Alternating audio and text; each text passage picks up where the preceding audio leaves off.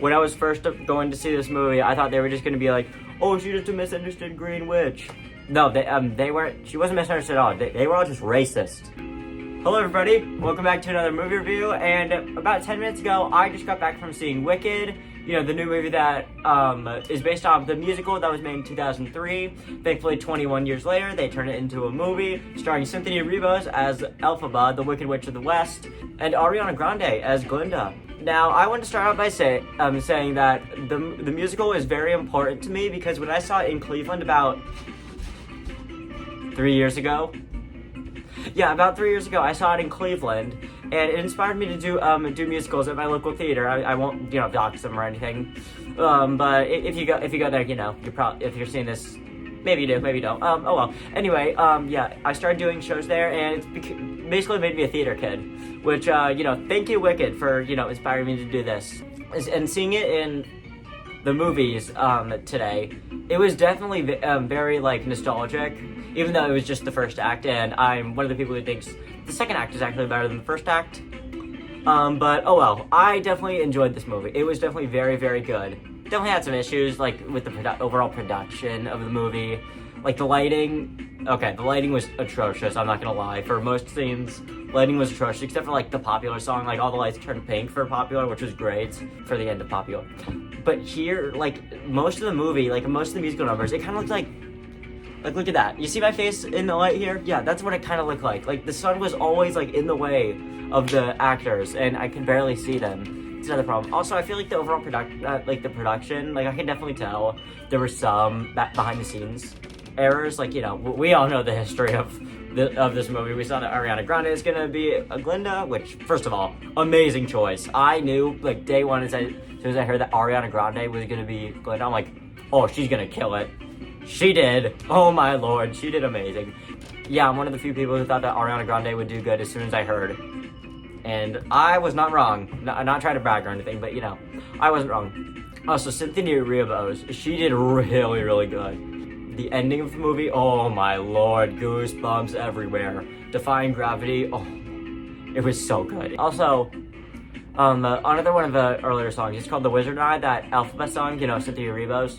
It really gave me a lot of goosebumps. It was really, really good. Which kind of leads me to another problem that this movie has.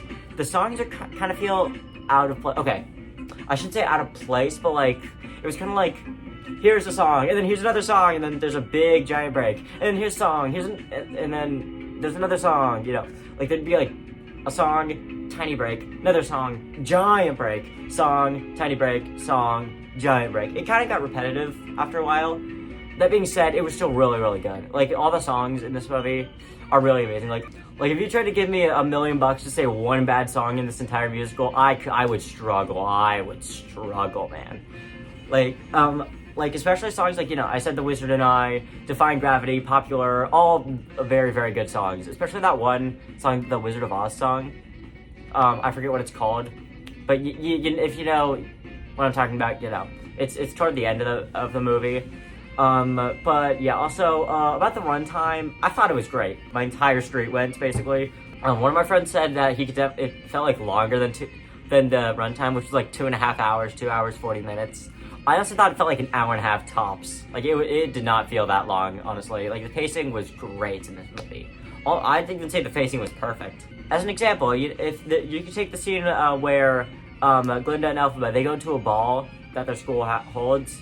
That scene was actually a very, very powerful scene about how Glinda switched up and started to like Elphaba as a person and not just, treat her like crap like the rest of the people do. Also, speaking on that, at first, when I first thought of this movie, I've seen the musical. I don't remember too much from the musical because, it was 3 years ago. I don't have the best memory when it comes to stuff like that. But with this, I was expecting oh, she's gonna be just a misunderstood little green witch again. We've seen this plot so many times of someone misunderstood. You're oh wait, no, I'm actually the good guy, guys. No, it wasn't that at all. She wasn't misunderstood at all. They were all just racist. They were all just racist to her because she's green. Also, I am wearing green. Yes, I am. But that's to say, Glinda's still my favorite character. Ha ha ha!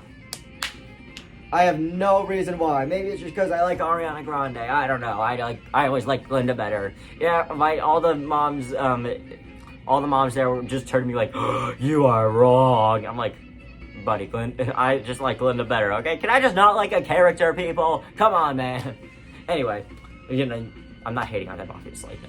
You know, they're great. But anyway, they can also have an opinion. They can like Elphaba better. I like Glinda better, personally. But, oh well. Anyway, yeah, there were a lot of really, really powerful scenes. There was some part about animal rights, which I thought was very interesting. Which they introduced an animal character in there, which, you know, very, very likable character. I really liked him. Anywho, you get my point. A lot of the scenes were very, very powerful.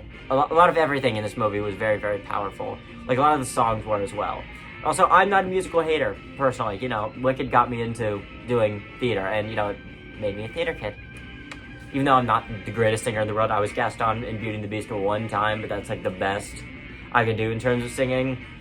And even then, I had a very low voice. Thank God. Thank God. Anyway, you know, I'm more of an actor nowadays. Like, I was in Treasure Island recently. My school put on Treasure Island. It was a lot of fun. Great show. There was one part toward the end when they get to the Emerald City. Emerald City is they put that in for me. They put that in from 1939, back when the first Wizard of Oz. They put it in for me. It's Emerald. Me. I made my channel like 2 months before the movie released, but I don't care. They put it in for me, because It's Emerald. No, I'm just kidding. Anywho, when they get to the Emerald City, there is a super cool cameo. Just wait. It made my jaw drop. I was just like, no way. And a great use of the cameo, I'll also say.